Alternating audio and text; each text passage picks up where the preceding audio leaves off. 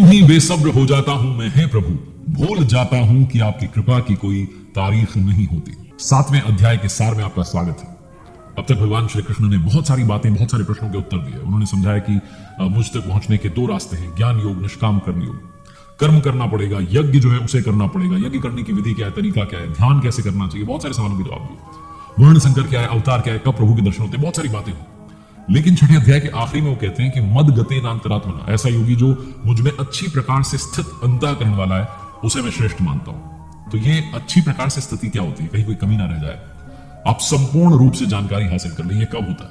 तो कहते हैं कि इस अध्याय में, मतलब जब हम आगे बात कर रहे हैं तो इसमें हम ज्ञान की भी बात करेंगे, विज्ञान की भी बात करेंगे। ज्ञान तो वो है जब आप मोक्ष प्राप्त कर लेते हैं और फिर जब अमृत तत्व की जानकारी मिलती है तो उसे ज्ञान कहते हैं। लेकिन विज्ञान ये है कि वो प्रभु सबके हृदय में एक साथ कैसे काम करते हैं, कैसे सबके हृदय में एक साथ विद्यमान है, ये वो विज्ञान है जिसके बारे में इस अध्याय में भगवान श्री कृष्ण बात करने जा रहे हैं। वो कहते हैं कि जब तुम सब कुछ जान लोगे तो कुछ भी जानने योग्य बचेगा नहीं, शेष नहीं रहेगा। श्री भगवान उवाच मनुष्याणाम सहस्त्रेषु कश्चित् दत्ति सिद्धिये यततामपि सिद्धानाम कश्चन माम वेत्ति तत्वतः। हजारों मनुष्यों में से बहुत कम होते हैं जो मुझ तक पहुंचने का प्रयत्न करते हैं, कोशिश करते हैं कि भगवान के दर्शन करने, बाकी तो सब भोग विलास में व्यस्त होते हैं। और उन कोशिश करने वालों में से भी, यत्न करने वालों में से भी, प्रयत्न करने वालों में से भी कोई विरला ही होता है, कोई 1 या 2 होते हैं जो मुझ तक पहुंच पाते हैं और साक्षात्कार कर पाते हैं, उस ज्ञान को प्राप्त कर पाते हैं। तो ये जो संपूर्ण रूप से जानकारी है, जो समग्र तत्व है, जिसे श्रीमद् भगवद गीता की यथार्थ व्याख्या, यथार्थ गीता में परम स्वामी श्री खड़गड़ानंद जी महाराज जी ने बताया है। और मैं आपसे भी रिक्वेस्ट करता हूं कि अगर आप घर बैठे पढ़ना चाहते हैं तो मंगवा सकते हैं www.यथार्थगीता.com से। ये क्या एक जगह पर है या ये जो समग्र तत्व है ये सर्वत्र व्याप्त है, इसके बारे में भगवान श्री कृष्ण कहते हैं। श्री भगवान उवाच भूमि रापो अनलो वायु खम मनो बुद्धिरेव च अहंकार इतीयम में भिन्ना प्रकृति रष्टधा। हे अर्जुन, भूमि, जल, अग्नि, वायु और आकाश, और साथ में मन, बुद्धि और अहंकार, ये 8 प्रकार के भेद हैं, ये मेरी प्रकृति है। इसे अष्टधा मूल प्रकृति कहा जाता है, जिसके बारे में यहां वर्णन किया गया। आगे कहते हैं कि ये तो 8 प्रकारों वाली जो है मेरी अपरा प्रकृति है, यानी कि जड़ प्रकृति है।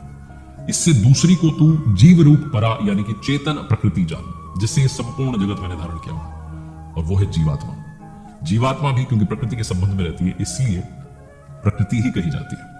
भगवान श्री कृष्ण आगे कहते हैं कि ऐसा समझ कि जितने संपूर्ण भूत जो हैं एतद्योनिनी, इन महाप्रकृतियों से परा और अपरा प्रकृतियों से ही पैदा होने वाले। मैं संपूर्ण जगत की उत्पत्ति हूं और प्रलय रूप हूं। तो प्रलय की बात आती है तो अलग अलग तरीके से अलग अलग टीकाकारों ने बहुत अलग अलग तरीके की बातें कही, लेकिन यहाँ यथार्थ गीता में स्वामी जी कहते हैं, जो मैं पढ़ता हूं और आपसे भी रिक्वेस्ट करता हूं कि आप पढ़ें, क्योंकि यथार्थ व्याख्या आपको श्रीमद् भगवद गीता की पढ़ने को मिलेगी। स्वामी जी कहते हैं कि जो प्रलय है वो महापुरुष के, योगी के हृदय में होता है, वो जो दर्शन है वो अंदर होते हैं। भगवान श्री कृष्ण यहां कह रहे हैं कि मैं ही उसकी उत्पत्ति हूं, और जब प्रकृति का पार पा लेता है तो मैं ही महाप्रलय भी हूं, जो कि अनुभव में आता है, ध्यान में आता है। एक छोटी सी कथा है जिसका वर्णन स्वामी जी ने यथार्थ गीता में किया है। भागवत के 12 स्कंद के 8वें और 9वें अध्याय के अनुसार शौनकादि ऋषियों ने सूत जी से पूछा कि मार्कंडेय जी ने महाप्रलय में वट के पत्ते पर भगवान बालमुकुंद जी के दर्शन किए, किंतु वो तो हमारे वंश के थे, हमसे कुछ ही समय पूर्व हुए थे। उनके जन्म के बाद में ना तो कोई प्रलय हुआ है और न सृष्टि डूबी है, सब कुछ वैसा का वैसा यथावत है, तो उन्होंने कैसा प्रलय देखा? इस बात को बताते हुए सूत जी कहते हैं कि मार्कंडेय जी की प्रार्थना से प्रसन्न होकर के, ये सूत जी बता रहे हैं, नर नारायण ने उन्हें दर्शन दिया। मार्कंडेय जी ने कहा कि मैं आपकी वो माया देखना चाहता हूं जिससे प्रेरित होकर के जो आत्मा है ये अनंत योनियों का भ्रमण करती है। तो भगवान ने स्वीकार कर लिया। एक दिन जब मार्कंडेय जी मुनि अपने आश्रम में थे और चिंतन में थे, मेडिटेशन में थे, तब उन्हें एक दृश्य दिखाई पड़ा कि चारों ओर से समुद्र जो है उमड़ करके उनके ऊपर आ रहा है। उसमें बड़े बड़े मगरमच्छ छलांगे लगा रहे हैं और उसकी चपेट में ऋषि मार्कंडेय जी भी आ रहे। बाकी सब इधर उधर बचने के लिए भाग रहे थे, वो स्वयं भाग रहे थे। आकाश, सूर्य, पृथ्वी, चंद्रमा, स्वर्ग, ज्योतिर्मंडल सब उसमें डूब गए। इतने में मार्कंडेय जी को, ऋषि मार्कंडेय जी को बरगद का एक पेड़ दिखता है और उसके पत्ते पर एक शिशु दिखाई देता है। श्वास के साथ में वो उस शिशु के पेट में चले जाते हैं, उदर में चले जाते हैं और अपने आश्रम को, सूर्य को, ज्योतिर्मंडल को, इस सारे एनवायरमेंट को जीवित पाते हैं और वापस से उस श्वास के साथ में उस शिशु के पेट से बाहर आ जाते हैं, उदर से बाहर आते हैं। जब आंखें खुलती है, नेत्र खुलते हैं, तो ऋषि मार्कंडेय जी अपने आप को उसी आश्रम में पाते हैं। ये छोटी सी कथा बताती है कि हजारों करोड़ों वर्षों के भजन के बाद में, उस तपस्या के बाद में, उन मुनि ने, उन ऋषि ने उस महाप्रलय के दृश्य को अपने हृदय में देखा, अनुभव में देखा। बाहर सब कुछ वैसा का वैसा ही था, क्योंकि भगवान श्री कृष्ण कहते हैं कि जो प्रकृति है ये अनादि है, ये अनंत काल से चली आ रही है और चलती रहेगी। भगवान श्री कृष्ण अपने विस्तार को समझाते हैं। श्री भगवान उवाच रसो अहमप्सु कौन्तेय प्रभास्मि शशि सूर्ययो प्रणवः सर्व वेदेषु शब्दः खे पौरुषम नृषु भगवान श्री कृष्ण कहते हैं कि ये कौन्तेय है अर्जुन, जल में मैं रस हूं, चंद्रमा में सूर्य में प्रकाश हूं, वेदों में ओंकार हूं, आकाश में शब्द हूं, पुरुषों में पुरुषत्व हूं, पृथ्वी में पवित्र गंध हूं, अग्नि में तेज हूं, जितने जीव हैं उनमें उनका जीवन हूं, और जितने तपस्वी हैं उनमें उनका तप हूं। श्री भगवान उवाच बीजम माम सर्वभूतानाम विद्धि पार्थ सनातनम बुद्धिर बुद्धि मतामस्मि तेजस तेजस विनामहम।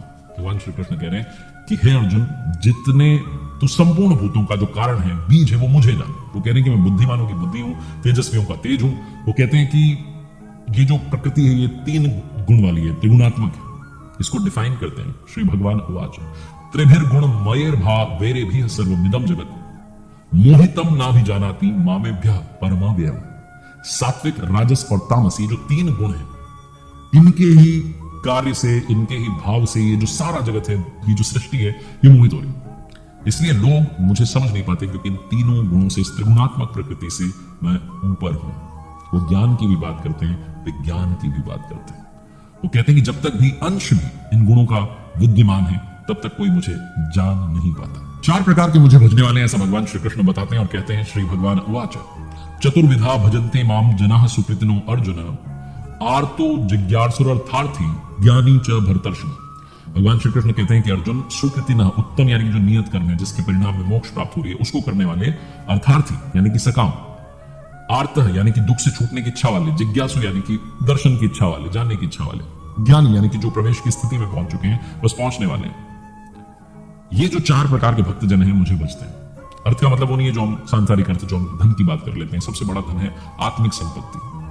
सांसारिक जो आपकी कामनाएं हैं उनकी पूर्ति करते करते भगवान आपको अपने आप उस संपत्ति की तरफ बढ़ा देते हैं, क्योंकि उन्हें मालूम है कि इतने में मेरा भक्त जो है वो सुखी नहीं होने वाला। अब जब श्रेय और प्रेय, ये 2 ऐसे शब्द हैं जिनके बारे में बात की गई है, श्रेय और प्रेय, श्रेय यानी कि मुक्ति और प्रेय यानी कि भोग, ये दोनों ही भगवान से मिलते हैं। तो फिर सभी को एकमात्र परमात्मा का भजन करना चाहिए, ध्यान करना चाहिए। फिर भी लोग इधर उधर क्यों भटकते हैं, इस प्रश्न को यहाँ 7वें अध्याय में भगवान श्री कृष्ण लेते हैं और वो स्पष्ट करते हैं कि आप जहां जहां जा रहे हैं वहां वो तो हैं, लेकिन वो तरीका, वो विधि सही नहीं है। श्री भगवान उवाच कामेस्तेस्तेर हृद ज्ञानाः प्रपद्यन्ते अन्य देवताः तम तम नियम मास्थाय प्रकृत्या नेता स्वया।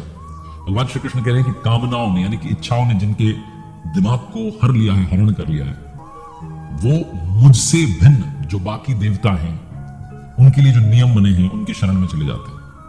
ये जो बाकी देवता के बारे में बातें पहली बार श्रीमद् भगवद गीता के 7वें अध्याय में अब आई। वो कहते हैं श्री भगवान उवाच यो यो याम याम तनुम भक्तः श्रद्धयार्चितुमिच्छति तस्य तस्याचलाम श्रद्धाम तामेव विदधाम्यहम्।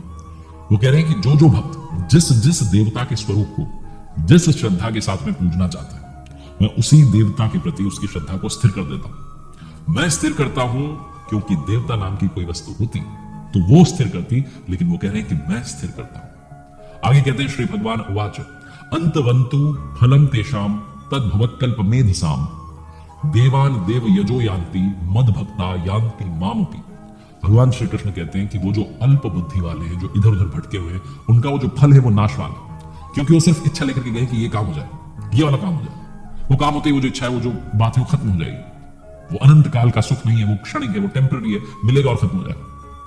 भगवान श्री कृष्ण कहते हैं कि देवताओं को पूजने वाले देवताओं को प्राप्त होते हैं, यानी कि देवता भी नाशवान है। वो कहते हैं कि देवताओं से लेकर के जो जगत है परिवर्तनशील है, मरण धर्म है, लेकिन जो मेरा भक्त है वो मुझे प्राप्त होता है, जो अव्यक्त है, जिसे व्यक्त नहीं किया जा सकता, उस नैष्टिकिम परम शांति को प्राप्त होता है। भगवान श्री कृष्ण ने 3रे चैप्टर में कहा था देवी संपद के बारे में कि ये जो यज्ञ है, इससे देवी संपद की उन्नति करो।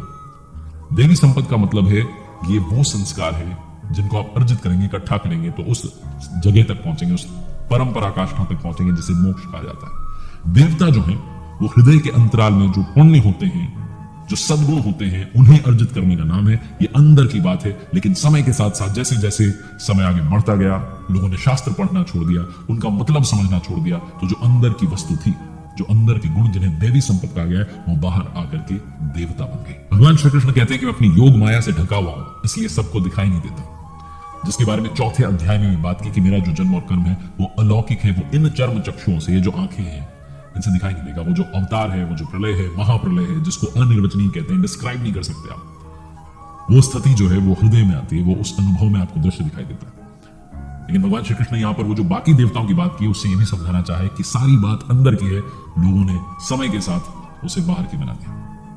भगवान श्री कृष्ण कहते हैं कि मैं अतीत, वर्तमान और भविष्य में होने वाले जितने प्राणी हैं सबको जानता हूं, लेकिन कोई मुझे नहीं जानता। क्यों नहीं जान पाता? इस पर कहते हैं श्री भगवान उवाच इच्छा द्वेष समुत्थेन द्वंद्व मोहेन भारत सर्वभूतानि सम्मोहम सर्गे यान्ति परंतप। हे अर्जुन, हे भरतवंशी अर्जुन, इच्छा और द्वेष, इस मोह से संसार के जितने मनुष्य प्राणी हैं, नर नारी हैं, सब मोह को प्राप्त हो रहे हैं, इसलिए मुझे नहीं जान पाता। तो क्या कोई जान नहीं पाएगा? इस पर भगवान श्री कृष्ण कहते हैं श्री भगवान उवाच ये शाम तंत गतम पापम जनानाम पुण्य कर्मणाम ते द्वंद्व मोह निर्मुक्ता भजन्ते माम दृढ़व्रता।